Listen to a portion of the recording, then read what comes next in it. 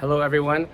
It's hard to believe that it was just sunrise this morning that I did yesterday's update. It's 11 o'clock now here at night. I don't know if you can see behind me on the walls of the old city, there's an Israeli flag that's on the walls of the old city. But I just want to give you a recap of a very, very long day as we have a very early start tomorrow morning. I'm not sure I could do this in the morning, so we're heading down south again, but just want to give you an update on what happened today. And so much is going on, and the people of Israel just really need all of us.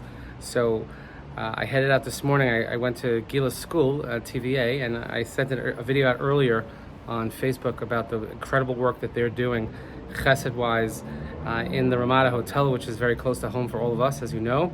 And so many displaced families are there, and they ran a carnival, and this wonderful tribute from a woman from Sderot who just gave such incredible inspiration and thanks. So I went to the school because so many of our American students who stayed, they need the Chizuk, but more importantly, the teachers who have their own kids and husbands and family in the army, and they're worrying about our kids. So I was able to give a shiur and give Chizuk to them.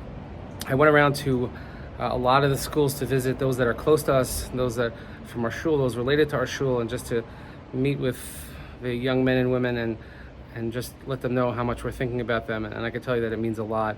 I also made a stop in Har Herzl. Har Herzl is, a place that is near and dear to me, not for the best of reasons, but when I was there over the summer, and I talked about it at Yom Kippur, and the section with the latest graves, and it was just heartbreaking to see that since I was there in August, and this is just in Har Herzl, there were no less than 33 freshly dug graves of our brave soldiers who were buried there. And the whole area is actually primed for more burials. Unfortunately, let's hope that there's not a single one added there for a very, very long time. And I was able to pay my respects and do that. I met with people who are very, very influential in shaping the Israeli narrative, in the story, in the media. My friend Hillel Fuld, who also shared some of our inspiration, but he's working full-time just to make sure that the world sees the right story about what's going on. I also, through your connections and reaching out to people, I spoke with someone named Roy Hadar. Thank you to Barbara Berger, who connected me, that his parents are friendly with Barbara and Yitzhak Zichrono Livracha, and he told me the heartbreaking story of how they survived, they and their young family survived being in Kibbutz Kfar Aza, but their house is completely destroyed, burned to the ground. They're living in someone else's house now up north, but because of your generosity, because of you, we're going to be able to help them. Whatever we can, we're going to help them rebuild.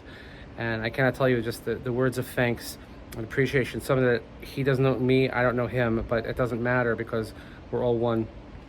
I also had, I'll attach it here in this post as well, I had a great zichus and really call it hashkacha, providence, that I was able to meet Jesse Gadon, of course, our own Jesse Gadon, who, of course, in Livingston, and he's back, and I was able to meet up with him and giving me his perspective, and he's sharing a little chizuk with us about what's going on as he serves as a commander in Givati unit. And on the way to the old city with Jesse, I was able to meet a dear friend, Rabbi Doron Perez. Rabbi Doron Perez I spoke about last Shabbos in Shul. Just to remind you the story that two of his sons were serving. One of them was wounded, and thank God he recovered. It wasn't a serious wound, but his other son, who was in a tank, is still missing in action. So please have in mind Daniel Shimon Ben Shon, that he should have a safe return to his family. But in the meantime, the son who was injured was scheduled to get married, and they had the wedding. So you can imagine how emotional that was, having the wedding when one son, family member, wasn't there and they don't know his whereabouts. And if anyone ever had questions of emunah, questions of faith, I suggest you speak or read or listen to Rav Doron Perez, because he gave me such strength. I'm here to hug him, but he's giving me strength about how he could carry on and be so positive under the very, very worst of circumstances. There was a lot of rocket fire today. Thank God everybody's safe. And as you can see here in Jerusalem, it's a very, very peaceful evening. But the ability to just interact with every single person that you come across, the level of unity, the level of solidarity, walking with Jesse through the old city, and everybody's stopping, and he's in uniform, of course, and everybody just stopping to say thank you and giving him a bracha. I was with my nephew, who's a Kohen, and my nephew, he gave Jesse a bracha, placed his hands on his head, and gave him the traditional priestly blessing, which again means so much. And just going all over the country and seeing how everybody's affected by this, but also feeling the warmth and the love and the embrace of the diaspora community, which is why you sent me here. And I feel privileged I was able to do that, to share words of encouragement and to just be positive and let people know that they're not alone. So tomorrow we're heading south, which again should be see incredible work that's being done. We could focus on all the negativity and all the horror, but I think we should also focus on all the wonderful acts of kindness, the acts of bravery, of heroism that I'm learning about more and more each day. It is eerie here in Jerusalem because it's very quiet. The hotel is quiet, the restaurants are quiet, the streets are quiet, but things will get back to normal. We're going to be okay. May take a little while, but we're going to be okay. And that's the message that I keep getting, is that we're strong, we're hopeful, we're determined, and we are on the right side of history. As a matter of fact, most of the Israelis are more concerned about the status of Jews in America right now, seeing what's happening on college campuses, in the media, etc., and they're worrying about us. So it was a lot that took place today, but great to hug and embrace our younger kids who stayed and they're just dedicating their lives to studying Torah and to davening and to doing chesed and to being here for the people of Israel. And it means so much to them also that our kids that we send just to study for a short time are staying, and they're helping out, and just to connect with so many different people. So it's not everything I did today. It's just a snippet. It's late, it's long, I'm tired, but I just wanted to share with you, and I thank everybody so much for your words of encouragement and support.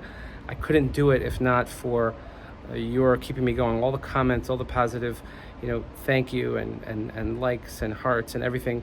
It keeps me going, because we're working right now, Lamala Min Hateva, we're working above time, we're working above the normal balance of energy and whatever it is, but it takes a village. So whatever I'm doing, this is all because of you. It's all your chelik, it's all your portion of making this happen. So I will bid you all a good night, sleep for a couple of hours, and we'll get headed down south tomorrow again. And again, so much more to do. And I have to tell you honestly that your chesed, your tzedakah is going a very long way to helping the people of Israel, but more importantly to connecting our community with this holy community here in our beloved state of Israel. So I will be in touch. Please keep the feedback coming, and we'll see everybody, God willing, tomorrow at some point. Please watch Facebook, Instagram, whatever it might be, for the regular reports, and please keep the chesed coming. Thank you so much. Have a good night.